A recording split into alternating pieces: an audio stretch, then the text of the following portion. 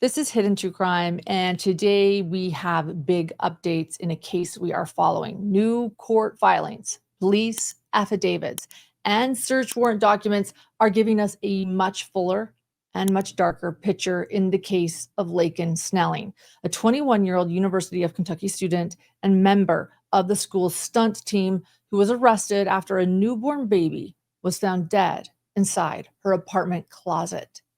Until this point, the information was thin. We knew the baby existed, that Laken was arrested, and that she had been charged with abuse of a corpse, tampering with physical evidence, and concealing the birth of an infant. But we didn't know the baby's official cause of death.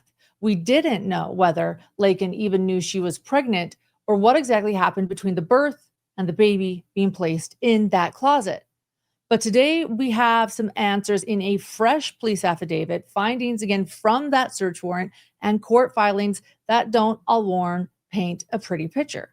Quite the opposite. First, let's recap the timeline briefly so the new information makes sense. Laken Snelling was a full-time college student at the University of Kentucky involved in athletics through the stunt team. On August 27th, she gave birth in her apartment. Hours later, the baby, determined to be a baby boy, was found dead in a black trash bag inside her closet. The person who found him is speculated to be Laken's roommate who made the call to 911. Laken was arrested that very day, that same day.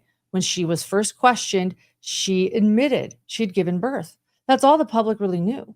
But according to newly obtained records from Fayette County District Court and Lexington Police, Laken herself gave police and hospital staff much more detailed account. The signed affidavits state that she told officers she went into labor and gave birth around 4 a.m. on August 27th. She said the baby, quote, fell onto the floor during the delivery and that she didn't think he was breathing or alive. She also said she was awake for roughly 30 minutes after giving birth before she said she lost consciousness and that she fell on top of the baby when she passed out. When she came to, she observed the baby turning blue and purple. At that point, she believed he was dead. The affidavit quotes her as saying she then wrapped the baby up like a burrito and lay next to him on the floor because it gave her, quote, a little comfort in the moment. Comfort in the moment. Around 7:30 a.m., Laken's alarm went off. She got up, went into the kitchen, and grabbed a black trash bag. She returned to her room, placed the still-wrapped baby along with the placenta, which she reportedly put into a Ziploc bag inside the trash bag, then put that bag into her closet and closed the door. She then showered to wash off blood and tried to clean the rest of the blood in her room with paper towels and the towel that she had used on the baby. So then at 8:48 a.m., she sent a message to her roommates in their Snapchat group chat explaining away the noises from earlier in the day. She told them that she had passed out because she had not eaten and that she wasn't feeling well but was going to go see a doctor. Well, two of Laken's roommates later confirmed to police that they had heard, quote, loud noises like something had fallen, coming from Laken's room for about an hour during the early morning. They were then already suspicious she might be pregnant, but had never confirmed it with her, which implies she was not telling anyone that she was pregnant. But they were suspicious. So later that morning, when she left the apartment, they chose to enter her room. They went into their roommate Laken's room, and there they did discover a blood-soaked towel on the floor, a plastic bag containing evidence of childbirth, and ultimately the deceased newborn baby placed in bags inside the closet. So yes, roommates discovered this baby boy. One of those roommates called 911, and police arrived at 10:34 a.m. Laken returned home shortly after, and then she was detained by patrol officers at that time. So between the time that she put the baby in the closet and the time she was detained, records show that Laken left her residence for her 9:30 a.m. class. She did leave, but she never went inside. Instead, she sat in her car in the parking lot, ordered McDonald's on the app, picked up her food at McDonald's, drove to the University of Kentucky Student Clinic, but again, did not go inside, and then returned home. And that is when police were already on scene, thanks to the roommate who called 911, responding again to that call. And so later that day, she was transported to police headquarters and then to the UK hospital, where she also spoke to medical staff, and they spoke to her. And according to Kentucky Colonel's reporting, she told them that the baby had shown, quote, a little bit of fetal movement and had made a whimper. She even said she guessed that the baby was alive at birth. So these details matter because they go into the heart of the charges and how prosecutors might frame this case. The affidavits also note that the baby appeared, yes, to be full term when discovered in her closet. Another major element revealed in the court files is the digital evidence. Police obtained a search warrant for Laken's phone and for her social media, Snapchat, Instagram, Facebook, as well as a shared iCloud account with her mother. The search of her phone turned up, quote, several searches pertaining to pregnancy. Seems like she possibly knew she was pregnant. Images of her during labor. So she was taking photographs, sounds like of herself, or she was taking photos of her during labor. Unless somebody else was there, images of her during labor, selfies, and photos of her, quote, doing things ordinary pregnant women would not be doing, suggesting that she may have been trying to conceal her pregnancy, but knowing that she is pregnant.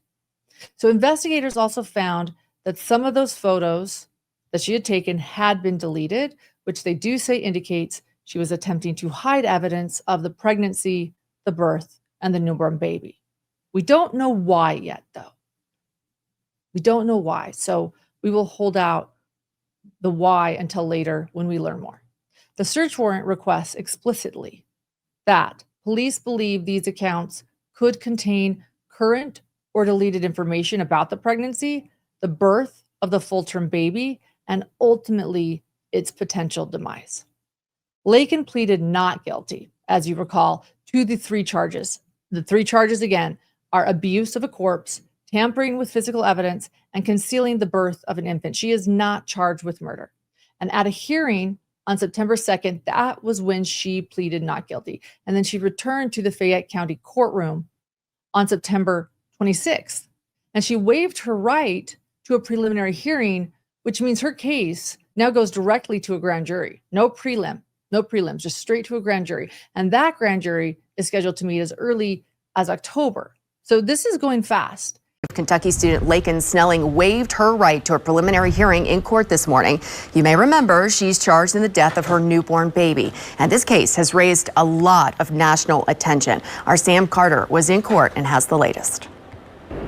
Jen, good afternoon. Now, after a long buildup, Laken Snelling chose this morning to waive her right to a preliminary hearing. So what does that mean? Well, that means her case will go directly to a grand jury. Snelling is accused of multiple charges, all in connection to the death of her infant son. Some of those charges, felonies. The hearing today began promptly at 8:30. Her legal team was allowed to go first, and they immediately announced that they were waiving her right to a preliminary hearing. The defense did not object. Now, Judge Melissa Moore did come back to Snelling, asking her if she understood that she was waiving her right to a preliminary hearing. Snelling replied one word: yes. Now, one interesting thing of note today, there were about 10 young women, all appearing to be classmates of Snelling, there supporting her.